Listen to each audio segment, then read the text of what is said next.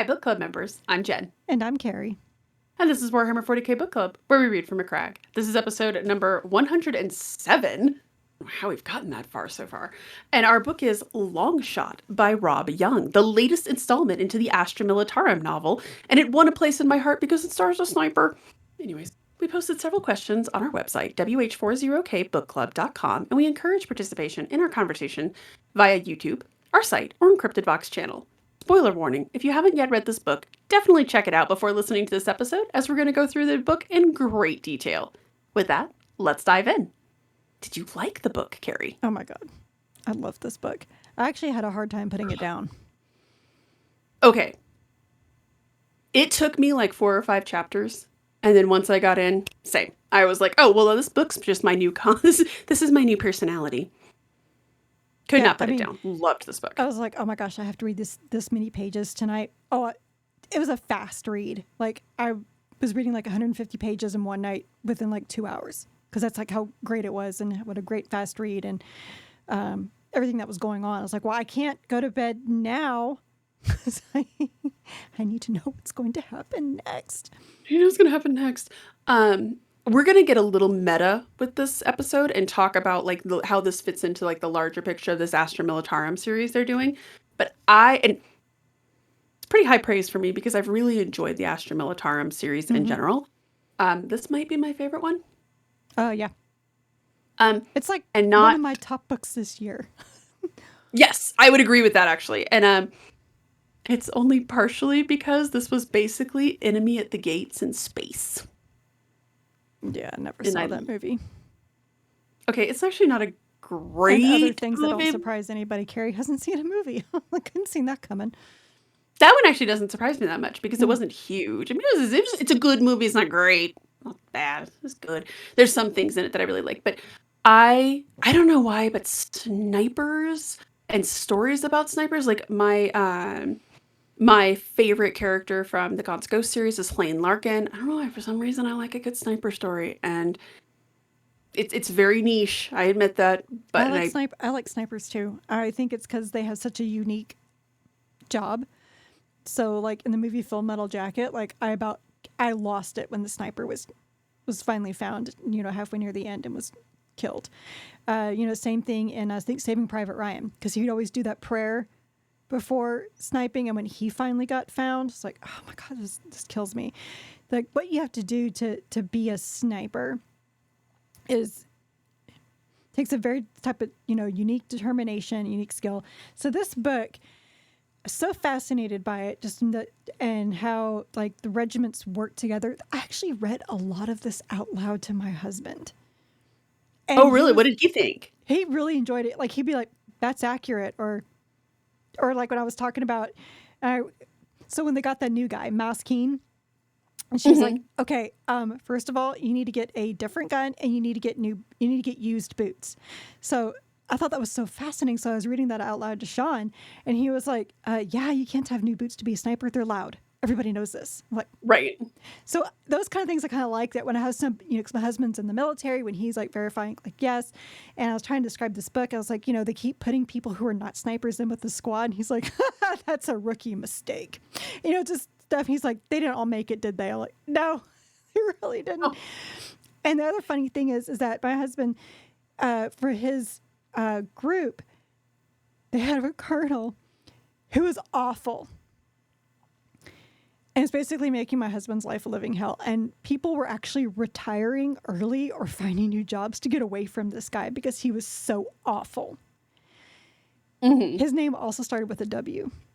So I was like drawing a lot of parallels with him, and I was telling him some things that this colonel was doing. He's like, oh, that sounds like his boss. And he's like, oh, is he trying to like run a war from the rear? That's going to go well for him.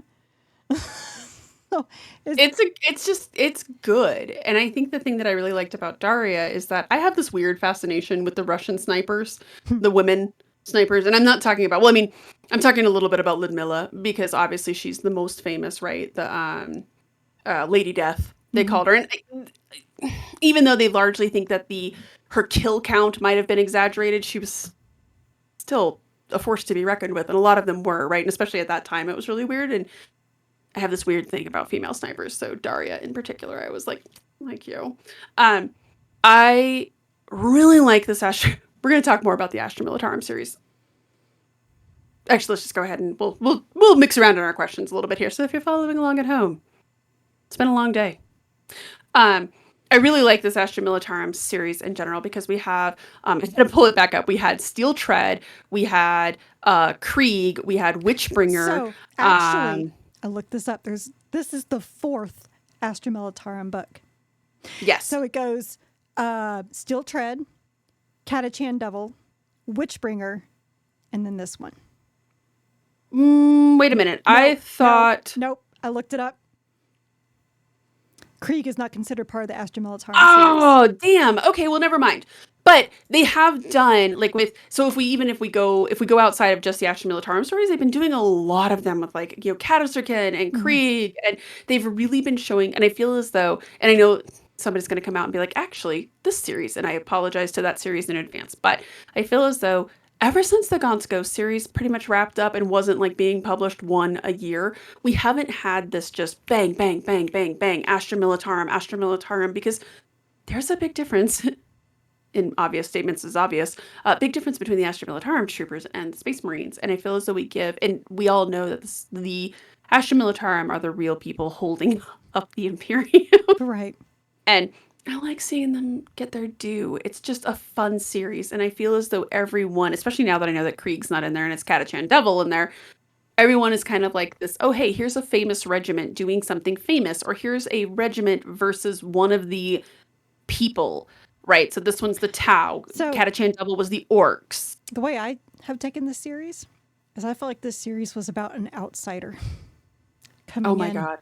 And how they try to fit in. So Steel Tread, she's not Cadian. And she has one of her tank mates trying to kill her because she's not Cadian. She's not one of them. And which I still can't forgive that woman for. And then we get, to Catachan Devil, and we have this poor guy, I forget which regiment he was from, but he's been thrown in with the Catachans, and he doesn't know how to do anything with them. He doesn't know how to Catachan? He doesn't know what jungle warfare and about, stealth and all this stuff and how he has to learn.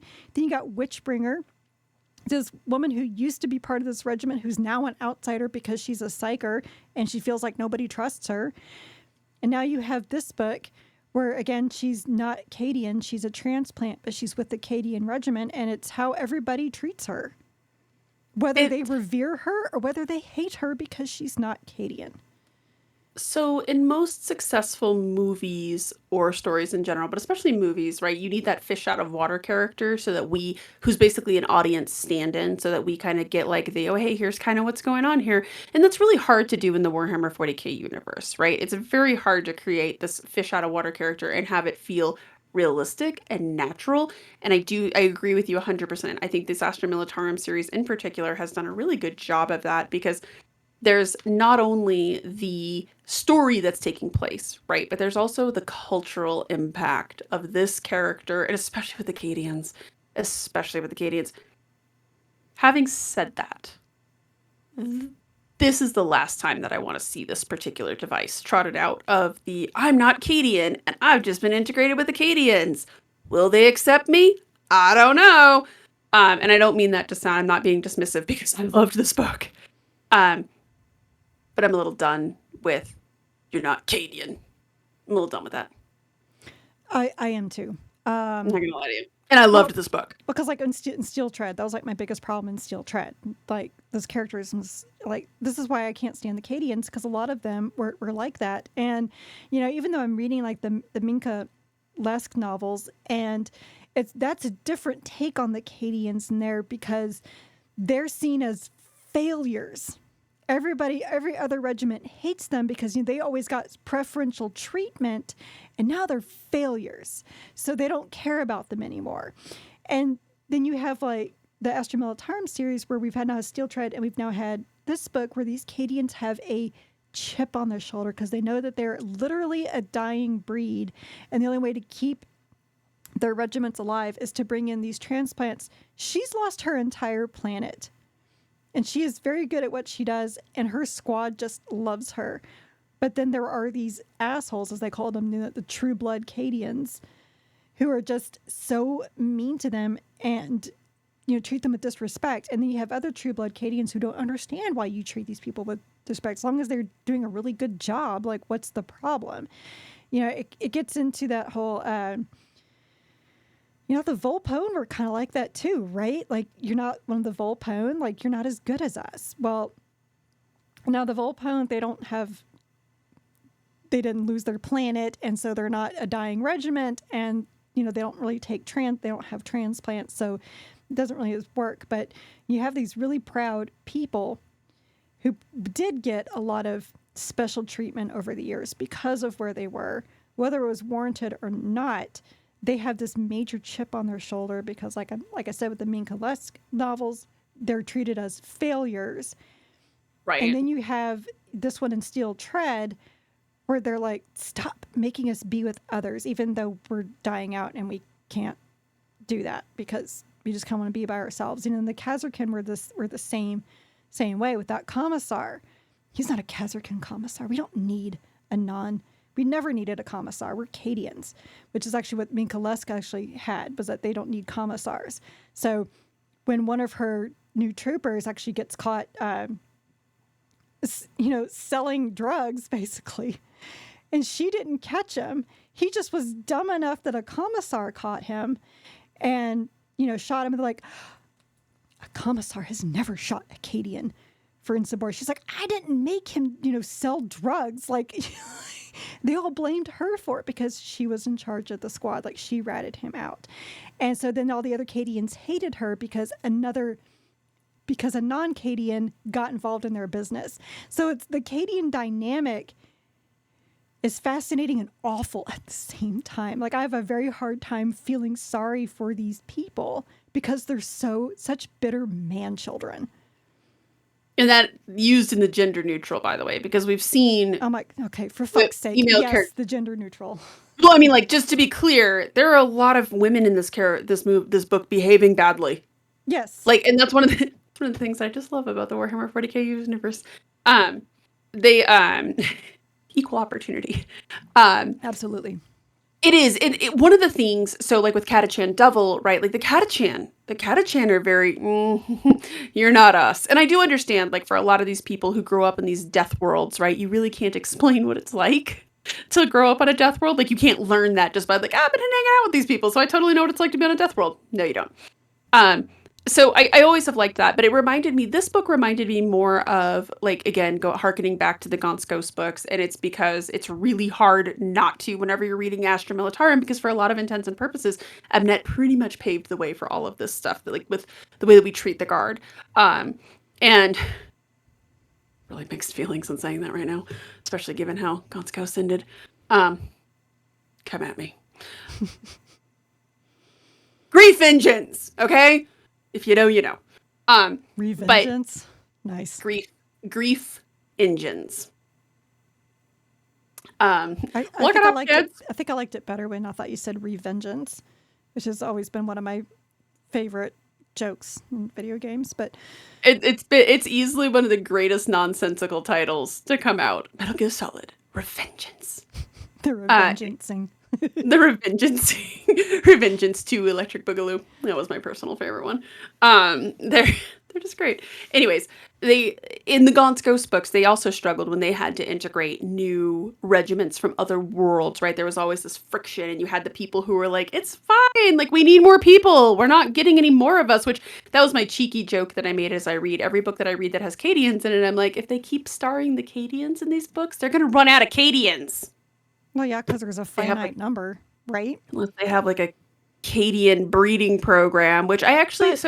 But, at the same time, though, there's obviously an issue here, right? Because we even saw it in the very first Caiaphas Cain book when they were merging those two Valhallan regiments who did not want to give up their traditions, didn't want anything to do with one another until they finally had to merge and become the 597th. Right. So on the one hand, it's like, okay, I see this as a thing. We have this, pride and everything. But at the same time, with the Cadians, it's like, you guys. Because at least like in Catachan Devil, the Catachans weren't mean to the guy. They weren't like, you're... It's true. It's true. They weren't as... These guys are They very were annoyed that dismissive. they had to, like, take care of him because, like, you're going to get us killed because you don't know how to do things the way that we do. And basically, you don't know jungle warfare. Facts. He didn't know jungle warfare. In this case, and in Steel Tread, however, these are two characters who are not Cadians, who are being forced into Cadian regiments, who know how to do their jobs damn well. They know how to war. You've actually bridged over nicely into... So every time we read if you've listened to this podcast for any amount of time, you know that every time we read a book that stars the Cadians, I have to ask the $52,000 question. $62,000 question? The pyramid question. Doesn't matter anyways. It's got a lot of money on the line. Pyramid. Huh? It's the $25,000 pyramid. Did you like these Cadians? Some. Because I know that Carrie has strong opinions about the Cadians. Well, yeah, I mean, some, obviously. Like the ones who understand. She's good at her... These non-Cadians are really good at their jobs, and it's cool. It's fine. Like, this is just how it is. Because... halfway through this, at the end of this book, they're talking about the 217th doesn't even exist anymore. You guys are now merging over to the 303rd. This is just a fact of war, especially when you don't have a planet anymore. So therefore, there's really not more of you. You guys are off having babies to make more of you. And even if you are, you're not going to have the violet eyes anymore. So no one's going to know if you're a true Cadian anyway. And it doesn't matter. And I understand Cadian pride because, of course, I would understand that. Saying that, country pride or planet pride, I would totally understand that 100%, but not to the point of, I have no use for you. You're not part of us. Going back to what you said before, that is my one complaint with a lot of these books with the Cadians, is that it goes beyond, I am proud, and you don't understand, right? Like, again, I understood in... that book that I absolutely loathed, the fourth Dawn of Fire book. Like, I understood with the Fenrisian warriors, where they were like, look, Third. You didn't grow up on Fenrir. Third, you're right. I try not to keep them straight in my head. It's okay. It's okay. We totally get it. By the way, it's a $64,000 question for a super dated, not even boomer. It's a silent generation joke anyways. So... Silent Generation's been a lot on my mind lately. I don't know why. One of the problems I have is, like, in that book, I understood with the Fenrisians because they're like, look, to be a space wolf, you didn't have the shared upbringing that we have. Like, we have this shared bond of keeping the shield wall and hunting kraken or whatever, right? Like, we had these shared experiences, and you don't have those. So that, like, that directly ties to you being a space wolf as an identity. A lot of these authors, when they get hold of some of the Cadians, they end up coming off as very petulant and, as you said, like man-children. They, again, using the gender neutral, I'm not casting aspersions here, but I am on the entirety of the Cadians. They end up coming off very petulant and very childish, and as you said, like, I have no use for you. Really? Because this lady's, like, racking up quite the body count, and she's heroic. And she's known. And her name is Daria. Can you not love that? Children of the 80s and 90s. There's a lot... It's one of the complaints that I have. And I do think that Rob Young actually did a really good job here of having some of them take it way too far and being those sort of petulant. But he did it in a way that was kind of like... Are you seeing this? Mm-hmm. Like, I didn't feel as though it was like... Oh, don't you sympathize with them because they're behaving in a totally good manner? No.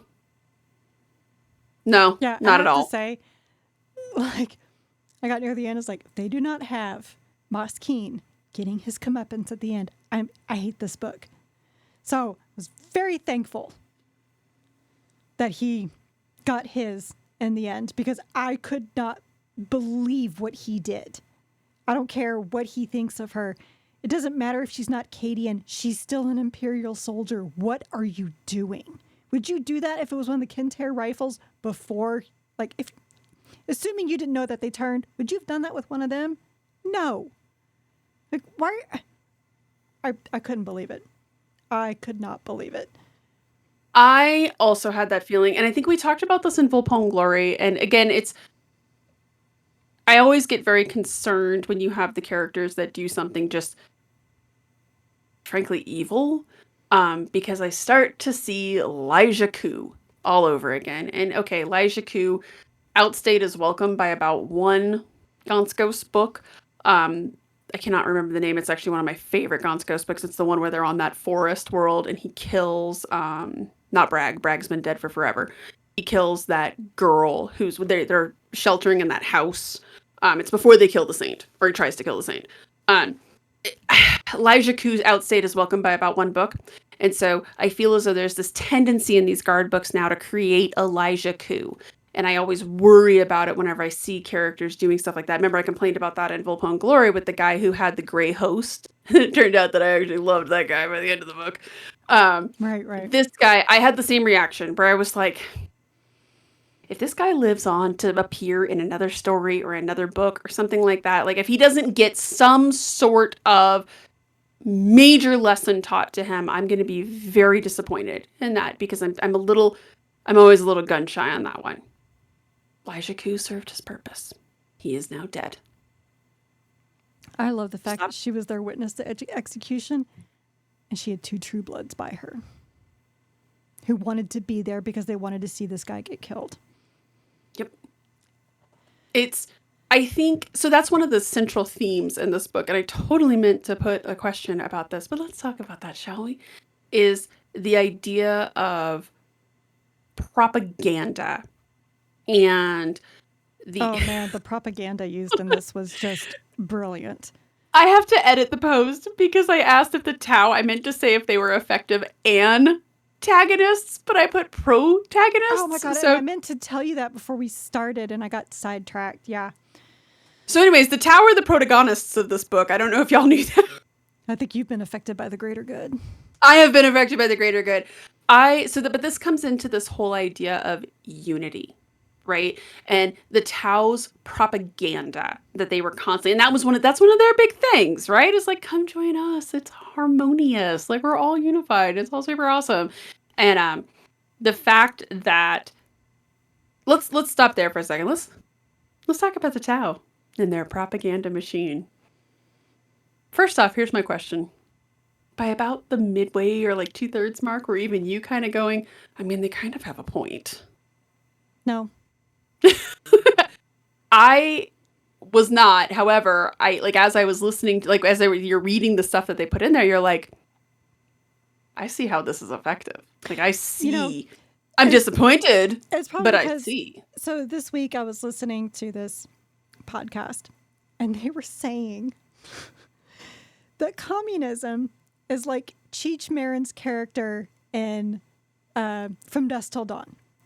This guy who's the first one, not the second one. The bouncer outside of this club is basically saying, look at all of the amazing stuff you're going to get if you come inside this club.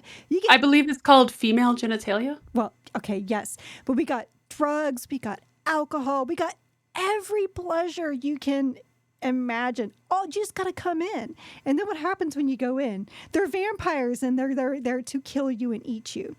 So I heard that. I laughed very hard because I'm like, that's accurate actually about communism. That's really good. So knowing that the Tau are pretty much commies in space, and they're talking about this garden and that the emperor doesn't love you. I'm like, they're just trying to get you to go inside the club so you can get eaten by vampires. That's all that this is. Oh, no, not getting eaten by vampires. Getting thrown into a caste system. From which you can never rise above. Oh, but the caste system is there to, for what you're beneficial, what you can contribute to the greater good. Oh my God. That's the thing too, is that and I think that they actually did a really good job in this book too of reminding you that there's a hook in that bait. Oh yeah. This is not like you don't go over to the Tau and then, oh man, life is just so good right now. Like, everything's awesome. Yeah, especially when that woman was like, have you seen my wife? And they basically beat her. And Yeah. like, I don't think that Daria was going to turn. I think she was like, I need to figure out how I can get out of here. I'm just going to like nod along and go along with this. And then when Smile and nod, yeah, look for the escape. with her seeing this, she's like, and that's just all the confirmation I need that I am right. That maybe the Yes. Imperium is unfeeling. You know, like, and what happened to the, you know, Sarah's, yes, that sucks. But do you really think it's going to be better over here? They're using you. And when they have no more use for you, you're done. Also, I would like to point out that for their garden world that they sell, Right. there were a lot of people with guns and the same muck and blood as the Imperial guys were. Mm-hmm. They were just being sold a prettier story on the back line, right? And really, are they being sold a prettier story? They're just being sold a different version of it, right? Actually reminded me of the crow from Animal Farm that kept coming back and talking about Candy Mountain. Yeah. There's a lot going on with that. And I actually thought this was a really good job because I do feel as though sometimes with the Tau, some authors, um, there's this tendency to be like, look, they really probably are better than the Imperium, If you're a right? Tau. If you're a Tau and if you're of one of the higher castes, right? Like, I want everybody to know I really struggle getting that word out on the first and I always have to like really emphasize it. If you're of one of the higher castes, it's very easy. I'm sure it's great, right? But it's just like if you're a high lord on some planet or in the governor, like if you're in the club, they're just like any other faction, right? And I do like, and some authors kind of try to give it like, probably a little better over there, if we're being totally honest right now. But keep in mind mind control and keep in mind caste system from which you can never rise above. And keep in mind too, if you saw the movie Serenity, if you disagree with us and like our stuff doesn't work on you, we just kill you. It ain't good. Like I thought this book did a really good job without like driving the point totally home of like they're really awful Xenos. But it was also like, look. No, I didn't think that they're awful. They're awful. They Xenos. gave a good game. Yeah, they're just like, they have really good propaganda. They're sending all these messages. I could see where people would be, you know, interested in that, you know, because they're selling you Candy Mountain, right? They're selling you exactly what you want to hear, right? So much and they're better also over here.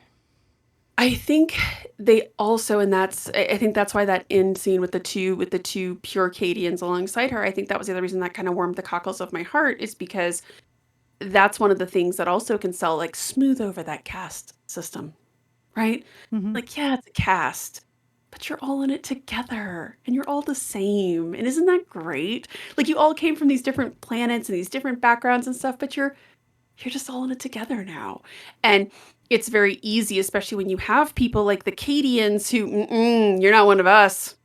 Right. And it's like, dude, you're all Imperials. And I understand because there's always going to be forever and a day, right? Like even at your company, wherever you work, out there, wherever you work, I guarantee you there's two departments that just do not like each other.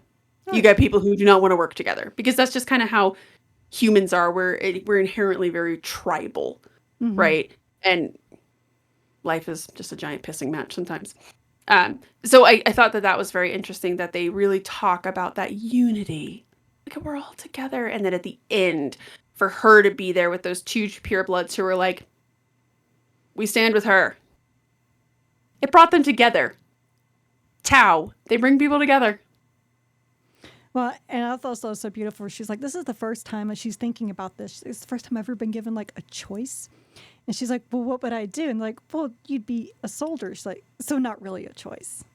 Right? Yeah. Just, but you can choose to be a soldier. Or do I have any other options? Yeah, exactly. Like, cake or death, friend. Right. I mean, except that the cake is also death. I thought the Tau were used very, because I think you and I both, when we saw, we were like, oh, it's the Tau. This is the second book. It's a little bit of a cheat because while the Tau were definitely the instigators of Khazarkin, they really had no screen time. I was like, that's why Khazarkin's the best Tau book ever. Yes! Yes! Because they have No screen time. Exactly. But this was the second Tau book that I was like, yeah, I actually really like them as villains because I thought it was really nice the way that they really do. This felt like almost like a response to the people who were like, yeah, but the Tau are like the only good guys in the universe. Because we don't do good and bad in the 40k No, universe. there's no good guys. It's order versus chaos. The Tau are definitely on the order side. I'm not here to argue that. Right. As is the Imperium. Everybody else's degrees of chaos. Well, I mean, I guess the Eldari are also order, but nobody wants any part of that. Well, I mean, some of them are order. And some The of them are Drukhari chaos. are not. The Right. Drukhari are definitely chaos, but I mean, actually, I guess if you go by the old, okay, now I'm going down a whole philosophical rabbit hole. Anyways, not important right now. Let's talk about Daria, because this is her story, more or less, right? Was she a good hero of the Imperium? I mean, she's no Caiaphas Cain. Well, who is? Who is? Yes. She was great, and I actually laughed really hard when she threw the metal into the burning barrel. She's like, this is like a waste of time. Like, it actually kind of made me think of, in a way, Hunger Games, the way that they tried to make, the worst name ever, Katniss Everdeen, be like this big old figure to boost morale, and she failed because that's not what she does. Kind of a lot of the thing here where they're, because again, this useless ass colonel is, trying to boost morale. I was kind of mad at the commissar too, saying, no, you're going to boost morale. Dude, you got to find another way than using someone who doesn't want to be used. And of course, then everybody was like, oh, but you deserve that medal. And she's like, oh, great. No. Like, I am just,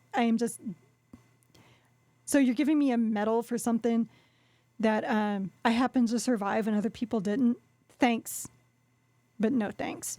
And when I read out loud to my husband her spiel about why she did not like being called the ghost of her planet, and he was like, yeah, that's usually how most snipers feel. I think I don't want to use I don't want to belittle or make it downgrade, or I don't know.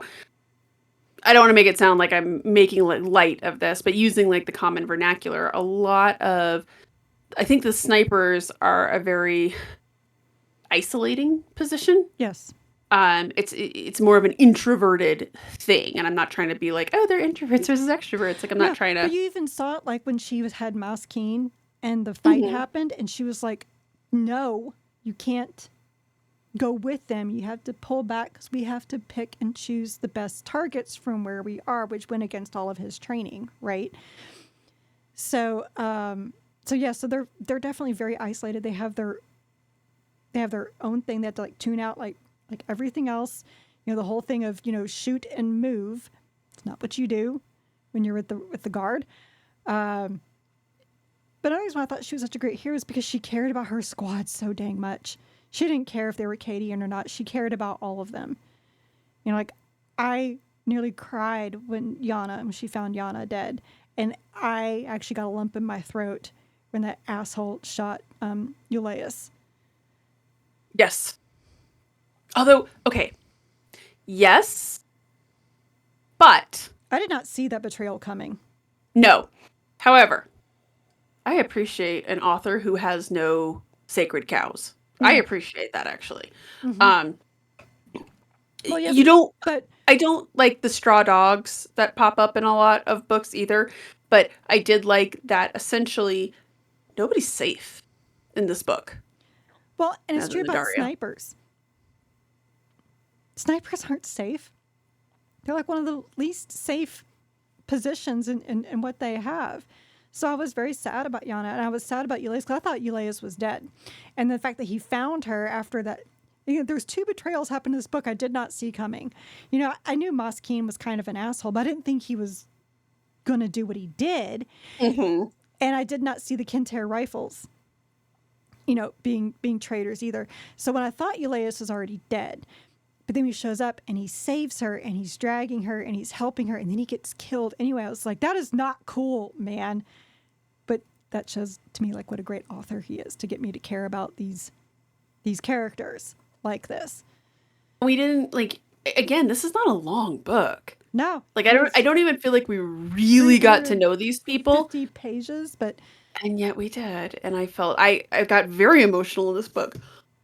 oh, this, yeah. I mean, No, I liked that a lot. So my connection with Daria, and it's because obviously I don't have a military person that I can just friendly shoulder tap and ask stuff about. The ways that I think that I like snipers is because, and I've talked about this a lot, and again, I'm not trying to like belittle or, like make it talk light of, I'm looking for a very specific word here, and it's Q4 planning happened hmm, this week. Um, the My daughter is a goalie for ice hockey, and it's a very similar spiritually to like what a lot of what Daria was saying in that it's isolating and you are essentially playing a whole different mm-hmm. sport from everybody else in your squad. Like her squad has a whole other host of things they have to worry about. And as you just said, like when they're charging and she's like, no, we need to pick out the most important part. Like she's playing an entirely different game, right? Different training, different everything. And there is that very much that outsider. But man, when you're good at it, your squad loves you. Mm-hmm. Teams love great goalies, right? Like it's one of those things And it's that not but even I that she's did good at, because she is good, but she cares yes about her squad. She so cares much. about them. She even Even cared with about some of keeping them Mouse being King dicks. alive, even though she's like, I want to kick his ass. And he doesn't know what he's talking about with the history better than 217th either. And she's right. Not every squad was there. That's actually something they talk about in the Menkalesque novels, was that there's division in the Cadians Oh yeah. themselves over who was there and who wasn't. Well, and that's stolen valor, right? Like that's one of those things that I found actually very interesting about the Cadians is that this idea that you would have stolen valor. My husband used to be obsessed with this guy who he's an ex. I think he was an ex. Yeah, he's an ex Navy SEAL. And basically, what he Oh, would that do guy. is Yes. yes, stolen valor, and he would go around and he would grab Navy SEAls. His joke he used to make is he's like, I think every male in Texas is a Navy SEAL. But he would grab these guys and he would just ask them questions, right? And so, and of course, then it comes out like, oh, it's classified. No, it's not. Can you walk me through walking through this building? It's classified. So they, I like the idea that even in the 40k universe, there would be clingers on, right? Oh yeah, I was there. I defended it, and I beat the enemy with my flash kick. Like I love the idea that you would have even amongst the Pete Holmes references with Guile. If you have never seen the Street Fighter Red Tape, I at the very least recommend searching up Pete Holmes Street Fighter Red Tape Guile. Amazing. Defeated the enemy with my flash kick. They in the no gun war of '63. Um, they again, that guy's show is very much my brand of humor. I like the idea that even the Cadians are like, were you there? Maybe, I don't know. Maybe you were. No, you weren't. Like when he's like, 17th wasn't there. And she's like, excuse you. Like, I've read the reports, just rattling all stuff. He's like, but y'all weren't there. She's like, and how old were you when Cadia fell? 5, 6? At least I'm Cadian. Oh, is that all you got? That's the other thing. And that was one of those things that really did get me for people who, just in general, that concept, right? Of I'm this. Do you even remember? Like, do you even remember that? So in Colorado has this, God, and I say this as a native Coloradan, we have some fierce native pride. And so I'll talk to people who are like, oh, I'm not a native. I moved here when I was 3. And they're like my age. And I'm like, do you remember wherever you came from? If the answer is no, then you're probably Coloradan. Okay? Like, let's just, at this point, At 3 you years can old, claim. yes. You Yeah, don't you can remember claim it. anything else. Depending on how old you are, probably up until 10. You can probably claim it. Like one of my really good friends moved here when she was 8. She doesn't remember anything about Kansas. So we'll let you just call yourself Coloradan. You've been here for almost 40 years. Yeah. You've been here more than other people. But that was, again, and that's the interesting thing too, when they're talking about that, is that it dawned on me, oh, wait a minute. You could conceivably start having Cadian troopers who very technically, native Cadians have the purple eyes, we're on Cadia, but a child when it fell. That's a whole other interesting rabbit hole that they could start falling down with some of the Cadians, just in terms of like, again, going back to that, you're not Cadian. Are you though? Right. Like, But, I understand. Well, it's like it goes back to that pride, that you could even see from like heirs of these like corporate empires, right? Like, do you know who my father is? And like, yeah, I do. But what did you do to deserve? Like, at least he built this empire from the ground up. What have you done? You were just born and you inherited it. Like these Cadians who were 6 when the planet fell. I'm sorry, do you have any room to stand on for saying whether someone was there or wasn't? Probably not. And more importantly, it's odd that you're putting on airs about that. Like, oh, I'm actually Cadian. I feel like part of me feels like I'm turning into those people who like, oh, is that a Metallica shirt? Name 3 albums.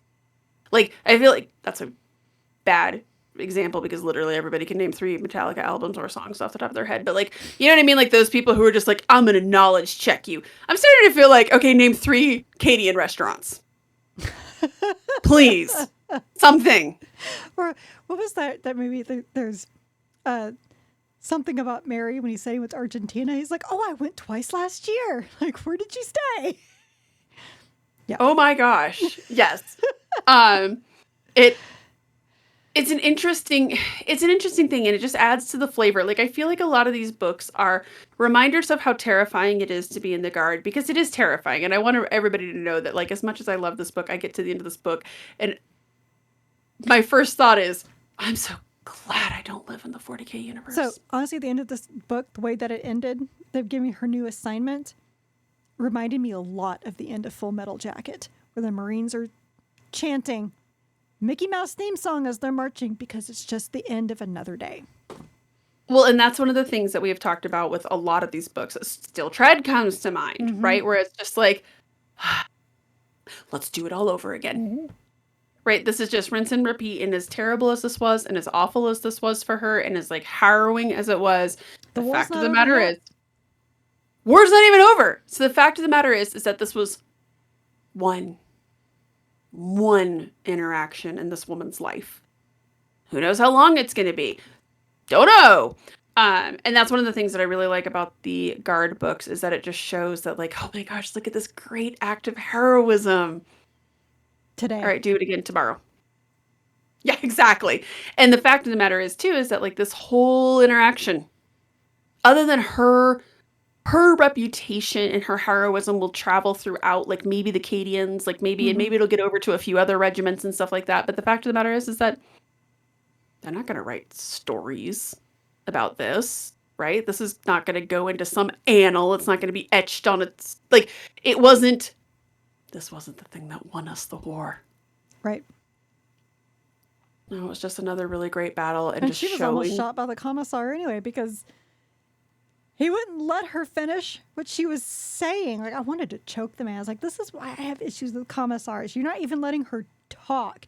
It was like, we saw this in, oh my gosh, what was that orc book? One Denny, I don't remember if it was Denny Flowers or not, but. Oh, yes. The Big Boss or something like that. The War Boss. No, War Boss is Mike Brooks. I have like all of my orc books right here. But it was whatever one where they were all trying to define, they were trying to figure out who was going to be the war boss. So they were like, basically like, whoever does the scavenger hunt first gets it, right? And and the oh my gosh, what is their names? The sneaky guys, they had that captain as captive. And when he finally escapes and the commissar like doesn't even let him finish his story about why he couldn't even kill himself, and just kills him. Like, doesn't even want to hear what he has to say. It's like, you guys, this is why I get irritated with the commissars, because you guys aren't even going to listen. Yeah, and I mean, I get it, right? Because again, when you have this type of discipline that you have to keep, and you have all of these soldiers, and you have to be this fearsome, do not question me. You don't want to have the reputation of being the commissar that people can be like, all right, look, right? That's a dangerous path to go down. But on the other hand, it's so frustrating. At the end, but it's just like, okay, you want to interrogate me? Fine. Interrogate me. Let me talk, though, and then you can decide if I'm not trustworthy or not, you know? But it's like, she's just like, but we can't trust what you're saying. But yeah, we can't trust what you're saying. But you know, we should kill you on the spot. That's the imperial side of the propaganda, though, right? Right. You can't trust anything that a heretic says. We can't listen to a heretic. That might lead us to heresy. That could corrupt us, right? Like anything they say, you're not it's even interesting. trying to find out if they're a heretic or not, right? Like, we even saw that in the St. Celestine book with that one inquisitor. Oh, yeah. I'm not going to listen to you. I know what's right. I'm not going to let you finish your story. I can't listen to heresy. So that's just. I feel yes, obviously they listened to her in the end, and they figured out, she was telling the truth and everything, and she was right. Like, I was actually pretty happy she ended up killing Ceres. And I like that she totally tore apart his story. He was like, this is for my people. And she's like, no, it's not. This is for you. And the greatest line she said, how dare you decide you're going to save your people at the expense of mine? That was such a great line. Spoiler alert, that's going to be in my contenders for book club awards for like quotes, because it was such a good, just short jab to the face verbally. Because I can think of that for so many things, like even in modern day, like how dare you try to save your people at the expense of others? Like, that's not how this works. You're not even going to try to all work together. No, you're thinking about yourself. Mm-hmm. Yeah, it is. It's one of those. Again, though, it's this interesting as we see. It made me realize again, as you listen to the Tau propaganda, how effective this would be. Because you look at stuff like this, right? Where the commissars are acting under their own form of propaganda. We have all of these issues where we're battling, and those guys are promising unity and harmony. Obviously, we know that that's not life is pain. Anyone who says otherwise is selling something. Well, also, the whole, we got this idiotic colonel who's like now abandoning all of you guys for this other front in the south so we can go claim glory down there, and you guys are all going to die now because of his stupid ass decisions. I can see where you'd be like, you know what? Maybe unity, because we obviously don't have unity right here, right now. And that's the unfortunate. We're a hot mess. But that's the unfortunate thing, right, about just humanity in general. We're not perfect. And that's the other thing I loved when she was talking about with the Tau. But no, we're not perfect. He's like, oh, well, we're not perfect either. But look at all this beauty that we're trying to have. And when the Tau said, but we're trying to strive for perfection, I was like, oh, I'm sorry. I didn't realize that Fulgrim was part of you guys. I didn't realize you guys, we're the Church of the Emperor's Children. That's interesting. Well, when they talk about striving for perfection, too, all I can think of is it's like, again, because I work in software development, right? Like, oh, that feature's in development. Spoiler alert, it's not in development. And if they tell you it's going to be out in Q1 of next year, it's not. Like, that's all I can think of is like, oh, we strive for perfection. Well, don't we all, princess? We're not going to release anything in production that has any bugs in it. Yeah, okay. Too soon. But that's a real thing. No, it is a totally real thing. It's a totally thing. But I think also it was when he says that, I'm like, don't we all? It can't. And again, like one of the things that I always tell when people are just like, oh, well, it's possible to have harmonious. Yeah. Have you ever had 4 people try to pick a restaurant for dinner? Right. Oh, shit. Thank you. In my own family, 4 of us. Oh my God, the 3 of us, listening to 3 of us go rounds. We have to start macro and then zoom into an actual restaurant. Like okay. There's this Weird Al song. I forget which parody it is, but it's like with him and his wife trying to argue over who's going to make dinner and where they're going to go have dinner. I felt and that's a simple thing. When I was just dating my, now husband, we would, even if it's just the two of us when we were first married, we would have conversations like that. We'd argue over whose day was longest, who didn't want to cook, and then where were we going to go, who was going to pay for it, So like that whole song, first time I heard it, I'm like, did he like follow me when I was in college? Because this is what this feels like. It's one of those human experiences, right? And I use that as kind of like a silly example. Harmony is great. It would love to have harmony. It's impossible because people have opinions. Mm-hmm. And people are, and again, like Tao didn't have harmony. No, because there was that sniper guy who was like, "I'm going to kill all of them," and then Muriel was like, "No, we might need her." Yeah. We might we might need this person. There's probably only one faction in Warhammer 40k that has complete harmony. The orcs, and even then it's not very harmonious. No, not even them. The Nids.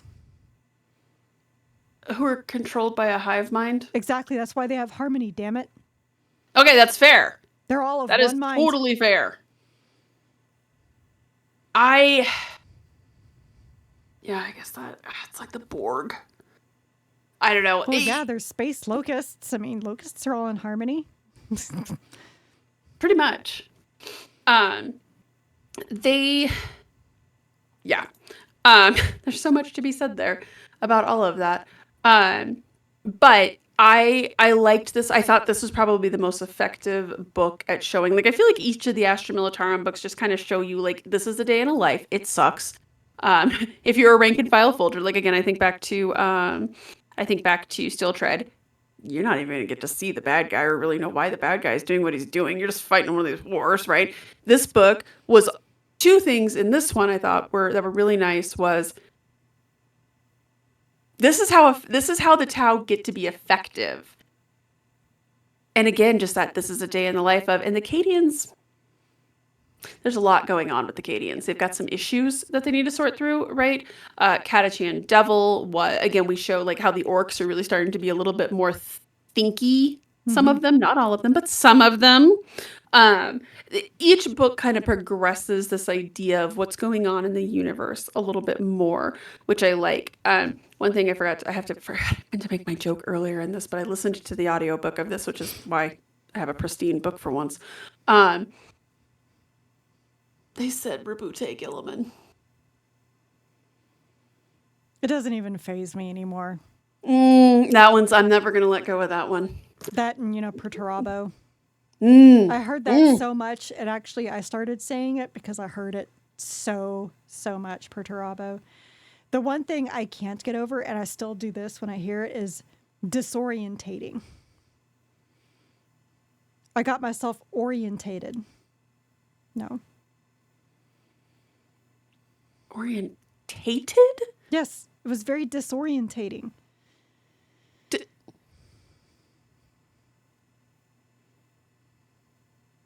Sure. I don't even blink at Lieutenant anymore. But I hear disorientating. It's like, stop it. Please don't. I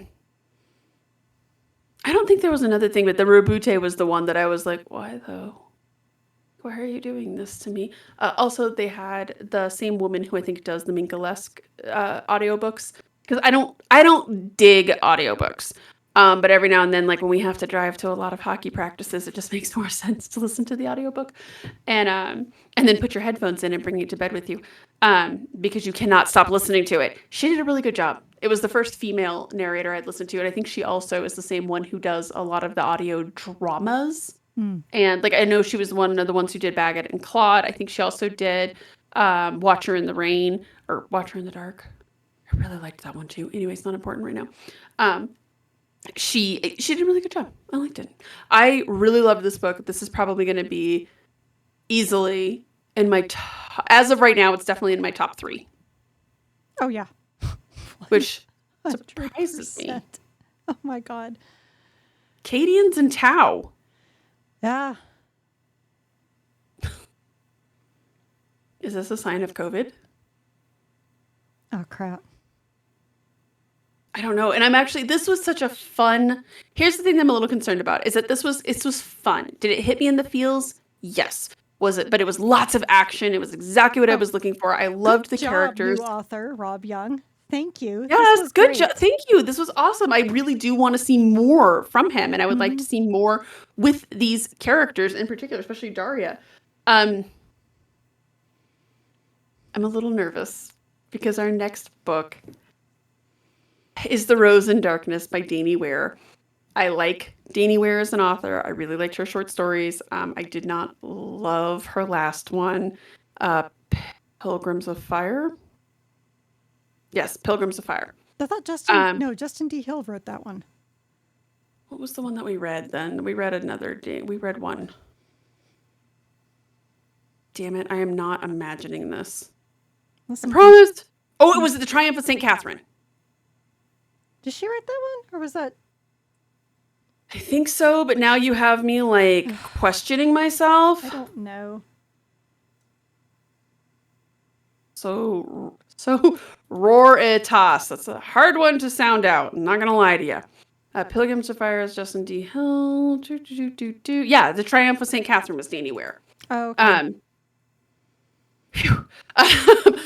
Smoking crack. For some reason, I thought George Mann wrote that, even though I know he wrote the Inquisitor book, Sabathiel, but for some reason it doesn't matter. I was wrong, but for some reason I had him as he wrote The Triumph of St. Catherine. It's really hard to keep some of these straight. With as many as we've read. We're on book 107, you guys.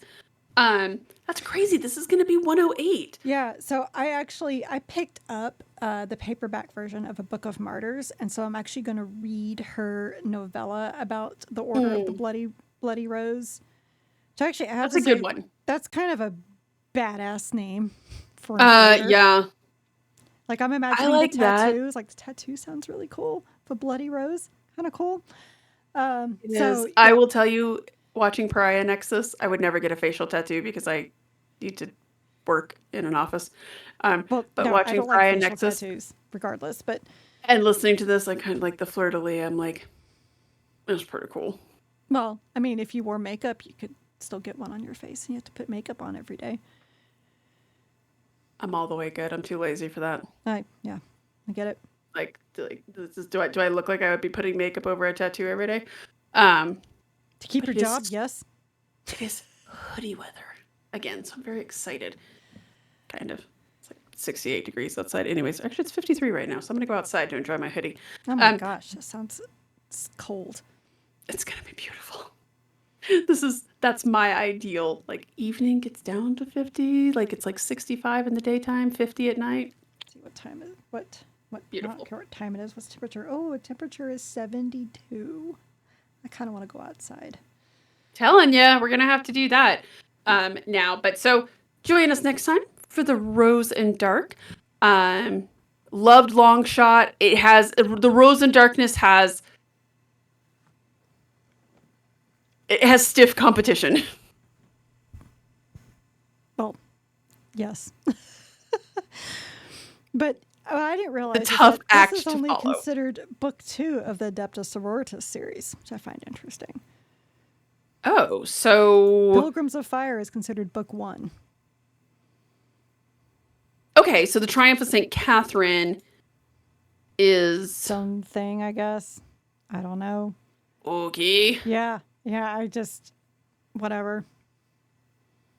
An Adeptus Sororitas novel.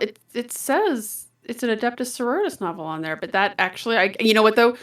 Black Library. I don't pretend to understand their series. I don't pretend to understand any of this. I just work here. I mean, because it would make sense that Krieg would be a part of the Astra Militarum series, but it's not. So, whatever. I just don't care. Yeah. I am not the fuck whisperer. And I think you'd have to be to understand Gaines Workshop at times. Sometimes, yeah, I think you would have to. Look at you, Dawn of Fire. At least we only have 3 more Carrie? books. We only have 3 books to go. Get ya. Remember that one time that the Siege of Terra was only going to be like 6 or 7 Dan books? Abnett is not contributing to Dawn of Fire. This is only going to be 3 books. Left. Yeah. Left. No. Is out, Carrie? Oh my God. You guys, Jen predicted earlier that the end of the death is going to be at least 4 books, if not 6. So No. I have said it is going to be 4. I don't think they're going to let it go beyond 3 because here's my logic for this is that I think that if he comes back and he's like, actually, I think it's going to need to be a 4th book. I do not think that they could, because then essentially this whole Siege of Terra series, which was supposed to be a collaborative thing with all of their top authors, right? If you all of a sudden have one author contributing 4 books, then I think they would have to reopen it up and be like, okay, well, maybe book 4 can be by like John French, and then book 5 could be by like Chris Wright, and 6 could be by ADB, and then blah, blah, blah, blah, blah. And then eventually we'll get back to Dan Abnett, who will then need to have another book, and then another book, and another book. The End and the Death will just become the next version of the series. And so guys, if that happens, you know who to blame. I will not be held responsible for that, madam. You gave but that's voice also to it. Totally fair. You gave voice to it. It probably hurt us. I did, like that one time that our good friend Larry predicted that they were going to use the Infinity Stones to like go back in time to fix for Endgame, when he's just like, oh, they're going to time travel and do all of this. And we were like, no, they won't. That's stupid. They won't do that. And then they did. Oh, God. He predicted everything. He predicted the ending. To the point. He did. And I was like, no. So mad. So mad. Anyway. Still mad. Take us out, Carrie. Actually, I'm still kind of mad because Infinity War was so good and Endgame was great until the last freaking 2 minutes. Anyway. Oh, yeah. You've listened to the Warhammer 40k Book Club episode regarding Longshot by Rob Young. Be sure to join us next time for The Rose in Darkness by Danny Ware. We are an unofficial book club and not affiliated with the Black Library or any of its affiliates. You can find both the vidcast and podcast on our website, WH40kbookclub.com. If you like this episode, please like, subscribe, give a review, and all those good things to the vidcast on YouTube or the podcast anywhere you get podcasts. Our site also has articles about adventures in reading other Warhammer 40k books and short stories and Warhammer TV episodes outside of the book club books. So please stay a while and read from a crag.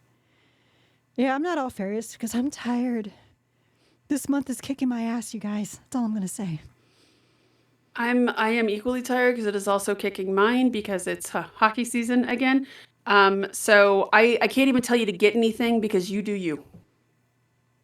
You get whatever your heart tells you to get. Chartreuse, ultramarine, maroon. Tau. Okay, no, not Tau. That's true. Sorry, I went too far. There you go. See, there's my life advice to you. Okay, but unless you're getting Longshot, in which case get you some Tau. Because we kill Tau. Exactly. Good night, everyone. Good night.